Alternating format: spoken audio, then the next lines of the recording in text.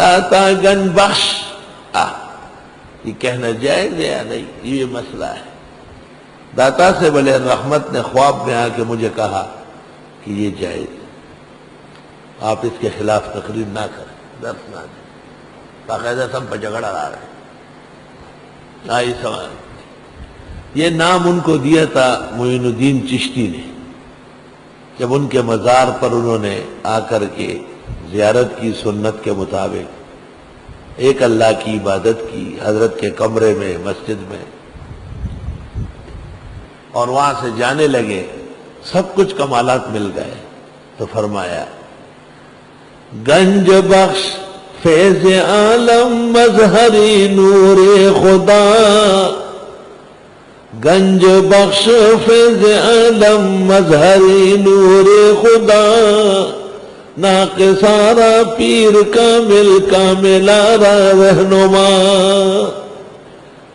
معین الدین چشتی نے حضرت کے کمرے کی دیوار پہ لکھا تھا، گنج بخش فیض عالم مظہری نور خدا، ناقصارا پیر کامل کاملارا رہنما۔ دیکھو، جو طالب علم مختصر المعانی پڑھ چکے ہیں ان کو یاد ہوگا کہ اگر کوئی دہریہ کہے انبت الربیع البقلہ، موسم بہار نے فصلیں اگائی، تو کہتے ہیں یہ کفر کا جملہ ہے، اس کا عقیدہ گندا ہے۔ اگر موحد کہے تو یہ نسبت مجازی ہے، یعنی اللہ نے موسم بہار میں ہر طرح کے اناج اور فصلیں اگائی، جملہ معول ہے۔ تو چونکہ معین الدین چشتی کامل تھے، ان کا یہ کہنا کہ گنج بخش فیض عالم مظہری نوری خدا، اور ناقصارا پیر کامل کاملارا رہنما، بالکل صحیح ہے۔ اور بدعتی عقیدے کی بربادی کے لیے اس کو پڑھتے ہیں، اس لیے علماء دین کہتے ہیں کہ سید علی اجویری کہو، داتا گنج بخش نہ کہو۔ شیخ القرآن مولانا محمد طاہر پنجپیری نور اللہ مرقدہ داتا گنج بخش کہنے کے قائل ہے، سختی سے قائل ہے۔ حضرت پر چند اولیاء کی حیثیت واضح ہے۔ ایک پیرانی پیر شیخ عبد القادر کے بہت گرویدہ ہیں، دوسرے داتا گنج بخش کے، اور تیسرے مجدد کے۔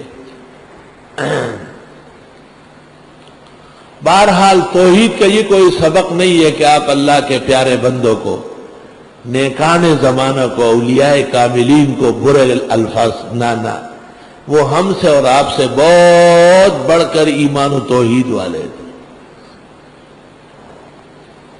اور مت گالیاں دے ان لوگوں کو یدعون، جو پکارتے ہیں، یعنی یدعونہم، یہاں پر جملہ محذوف ہے، ضمیر اس کے ساتھ حذف ہے۔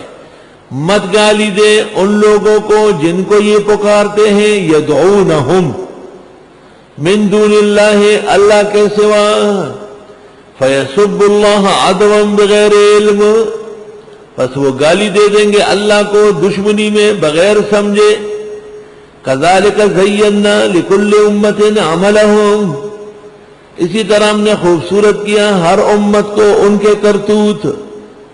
ثم الی ربہم مرجعہم، پھر رب کی طرف لوٹنا ہے ان کو، فینبئہم بما کانوا یعملون، بس بتا دے گا ان کو وہ جو یہ اعمال کرتے تھے۔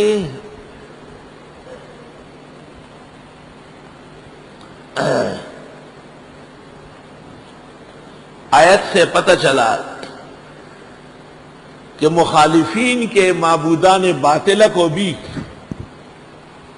سب و شتم سے یاد نہ کیا جائے۔ یہ کہنا کہ وہ غیب دان نہیں، یہ تو قرآن میں ہے، وہ کچھ کر نہیں سکتے، وہ متصرف نہیں، وہ نفع و ضرر کے مالک نہیں، یہ درست ہے۔ لیکن ڈاکٹر عثمانی نام کا ایک آدمی کراچی میں رہا ہے، مرا ہے، مسعود الدین عثمانی، اس نے ایک کتاب لکھی ہے بزرگان دین کے خلاف، اس کا نام ہے گھر کے چراغ۔ اور تمام بزرگوں کو اس میں غلط ثابت کیا ہے.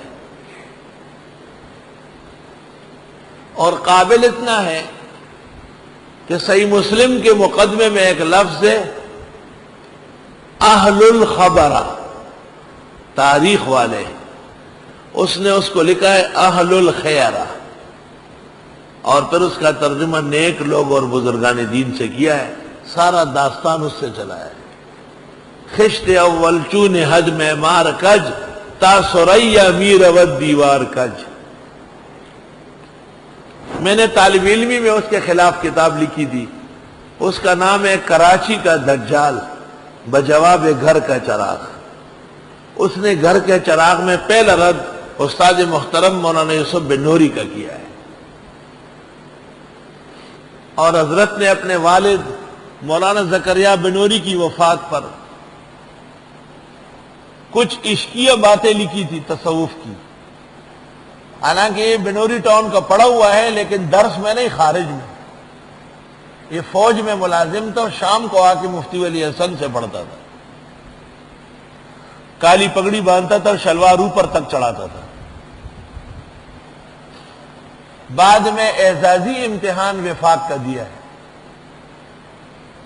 اس زمانے میں وفاق اعزازی امتحان لیتا تھا. میرے ساتھ بڑی گفتگو رہی ہے، میں ان کے گھر بھی گیا ہوں، وہ بھی یہاں آئے ہیں، اور بڑی لپڑا لپڑی ہو گئی تھی.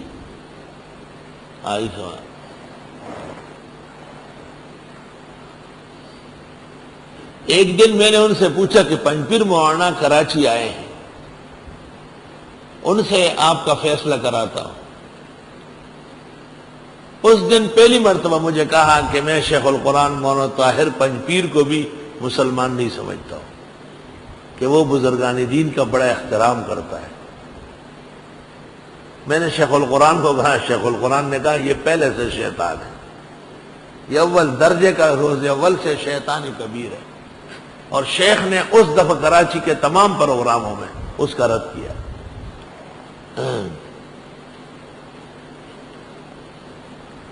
اور نہ گالیاں دیں ان لوگوں کو جن کو یہ پکارتے ہیں اللہ کے سوا. الحمدللہ ایک بھی ایسا نہیں ہے. عزیر علیہ السلام پیغمبر ہے، عیسیٰ علیہ السلام پیغمبر ہے، فرشتے مقربان خداوندی ہے، بزرگان دین اولیاء مقرب ہے. حضرت علی اور حسن و حسین ہمارے سروں کے تاج ہے. بھلا ان کی بارگاہ میں نامناسب جملہ کیوں ہوگا؟ اللہ اللہ. ہمارے ادارے میں ایک استاذ تھے، فاضل دارالعلوم دیوبند کے تھے، اور رہے سہے شمس الحق افغانی مرحوم کے پاس تھے، لیکن پیسوں کے لیے جماعت اسلامی سے تعلق تھا، اور اکثر ان کے مدرسوں میں پڑھاتے تھے. جب آدمی جماعت اسلامی کے مدرسوں میں ہو تو تین کام ہو جائیں گے. ایک اپنے علماء سے کٹ جائے گا، دوسرا داڑھی چھوٹی کرے گا، اور تیسرا کپڑے چھوٹے تنگ پہنے گا. بھائی یہ مودودی کی نشانی ہے. تنگ و ترش قمیص شلوار، کٹی ہوئی داڑھی، غیر ضروری مشین فری ہوگی.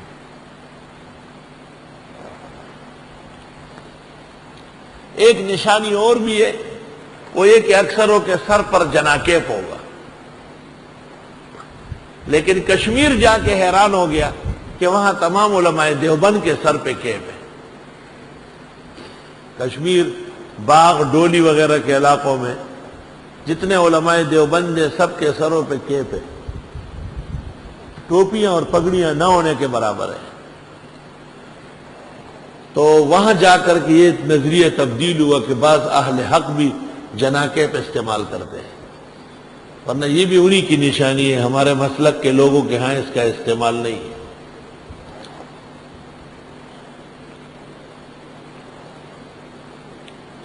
تو اس بزرگ عالم کو مولانا مفتی محمد شفیع صاحب مفتی اعظم پاکستان نے اپنے مدرسے دارالعلوم کراچی میں تعینات کیا. تنخواہ مقرر ہوئی، کتابیں تقسیم ہو گئی. اچانک مولانا مفتی شفیع صاحب کو پتہ چلا کہ یہ شاگرد مولانا حسین احمد مدنی کا ہے، لیکن مودودی صاحب کی حمایت میں شیخ الاسلام کو برا بھلا کہتا ہے۔ چنانچہ حضرت مفتی صاحب نے راتوں رات اپنے دارالعلوم کے ایک صدر مدرس کو ان کے پاس بھیجا کہ ان سے کہو معاہدہ کا العدم ہے، میرے ہاں آنے کی ضرورت نہیں، میں اپنے دارالعلوم کی گلی اور کوچے میں کسی ایسے انسان کے گزرنے کو پسند نہیں کرتا جو مولانا حسین احمد مدنی کی بارگاہ میں کم کلمہ یا نازیبا کلمہ کہتا ہو، چاہے کہ میرے مدرسے کا استاد حضرت شیخ الاسلام کا مخالف ہو، میرے ہاں آنے کی ضرورت نہیں۔ مت برا بلا کہیں ان لوگوں کو جو پکارتے ہیں معبودان باطلہ کو اللہ کے سوا، پس وہ گالیاں دے دیں گے اللہ کو دشمنی میں بغیر سمجھے۔ اس پر اشکال یہ ہے کہ مشرکین تو اللہ کو مانتے تھے، وہ خدا کو کیوں گالیاں دے؟ دو جواب، ایک جواب یہ کہ غصے میں آ کر کبھی اپنا آدمی بھی خلاف واقعہ بات کہتا ہے، اور دوسرا یہ کہ وہ جو نامناسب نسبتیں ہیں وہ اگر اللہ کی طرف ہو جائے تو وہ جائز رہی۔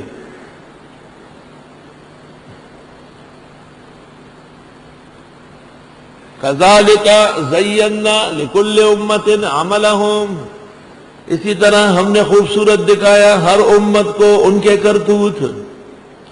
ثُمَّ إِلَىٰ رَبِّهِمْ مَرْجِعُهُمْ، پھر رب کے ہاں ان کا واپس ہونا ہے۔ فَيُنَبِّئُهُمْ بِمَا كَانُوا يَعْمَلُونَ، بس بتا دے گا ان کو جو یہ عمل کرتے تھے۔ وَأَقْسَمُوا بِاللَّهِ جَهْدَ أَيْمَانِهِمْ، قسمیں کھائی اللہ کی مضبوط قسمیں، یہ جہد ایمانہم تاکید مزید ہے۔ وَأَقْسَمُوا بِاللَّهِ قَسَمًا جہد ایمانہم، ایسی قسمیں جو مضبوط ہے بہت۔ وَأَقْسَمُوا بِاللَّهِ قَسَمًا وَأَجْهَدُوا جَهْدَ ایمانہم یا وَاجْتَهَدُوا جَهْدَ ایمانہم۔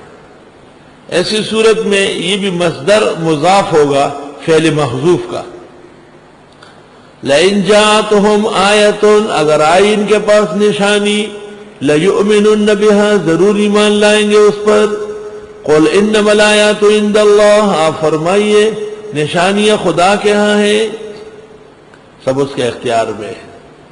وَمَا يُشْعِرُكُمْ، اور تمہیں کیا پتا ہے، أَنَّهَا إِذَا جَاءَتْ، جب وہ نشانیاں آ بھی جائے، لَا يُؤْمِنُونَ، پھر بھی ایمان نہ لائیں، یہ تو ایسے ضدی ہے۔ وَنُقَلِّبُ أَفْئِدَتَهُمْ وَأَبْصَارَهُمْ، اور ہم پلٹ دیں گے ان کے دل اور ان کی آنکھیں۔ بھئی آنکھیں پلٹ جائے گی تو بینائی چلی جائے گی، دل پلٹ جائے گا تو نظریہ کمزور ہو جائے گا۔ كَمَا لَمْ يُؤْمِنُوا بِهِ أَوَّلَ مَرَّةٍ، جیسے یہ ایمان نہیں لائے تھے پہلی بار۔ وَنَذَرُهُمْ فِي طُغْيَانِهِمْ يَعْمَهُونَ، اور ہم چھوڑ دیں گے ان کو ان کی سرکشی میں سرگردان ہوں گے۔